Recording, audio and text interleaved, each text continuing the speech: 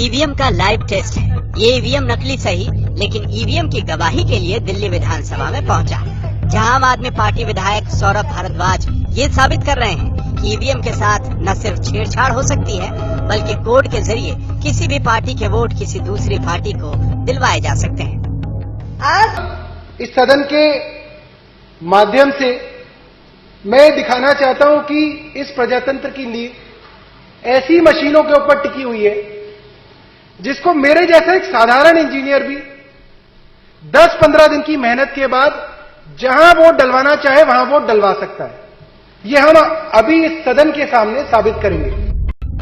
विधायक सौरभ भारद्वाज ने ईवीएम जैसी मशीन से विधानसभा में लाइव टेम्परिंग का लाइव डेमो दिखाया। सौरभ भारद्वाज ने ईवीएम के जरिए वोटिंग करनी शुरू कर दी।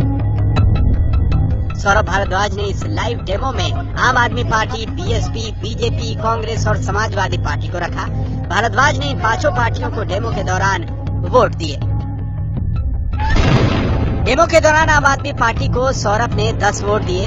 बीएसपी के सामने उन्होंने 2 बार बटन दबाया। बीजेपी के सामने बटन उन्होंने 3 बार दबाया। समाजवादी पार्टी और कांग्रेस को भी उन्होंने 2-2 वोट दिए। इस तरह ईवीएम नुमा मशीन में कुल 19 वोट डाले गए। सौरभ भारद्वाज ने इसके बाद वोटों की गिनती की बात की, लेकिन उससे पहले बीजेपी कार्यकर्ताओं पर कोड के जरिए ईवीएम में छेड़छाड़। ये हम आपको बताना चाहते हैं कि इसके सीक्रेट कोड हैं। जिस पार्टी के पास है वो उस सीक्रेट कोड को इस मशीन के अंदर दाखिल करके अपनी पार्टी को जिता सकता है। अगर आपने तय कर लिया कि सरकार तो बीजेपी की है, तो कोड भी बीजेपी वालों को पता है। और अगर आपने 10 बजे तय कर लिया है कि अब आपको बीजेपी को जिताना है और अब जो जो वोट इस बूथ के अंदर डलेगी, बटन चाहे कोई भी दबे, वो वोट सिर्फ और सिर्फ कमल पे जाएगी, तो उसका कोड है 123414। इस लाइव डेमो में वोटिंग के बाद जब वोटों की गिनती हुई तो ईवीएम नुमा मशीन में पार्टियों को डाले गए वोटों में बड़ा हेरफेर दिखने लगा। आम आदमी पार्टी को 10 वोट पड़े थे, लेकिन नतीजे में आम आदमी पार्टी के खाते में 2 वोट दिख रहे थे।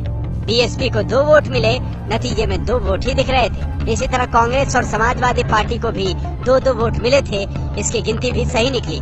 बीजेपी को तो महज 3 वोट पड़े थे, लेकिन गिनती के दौरान बीजेपी के वोटों की संख्या 11 दिखने लगी। सौरभ भारद्वाज के मुताबिक आम आदमी पार्टी को मिले 8 वोट टेम्परिंग के जरिए बीजेपी के खाते में चले गए।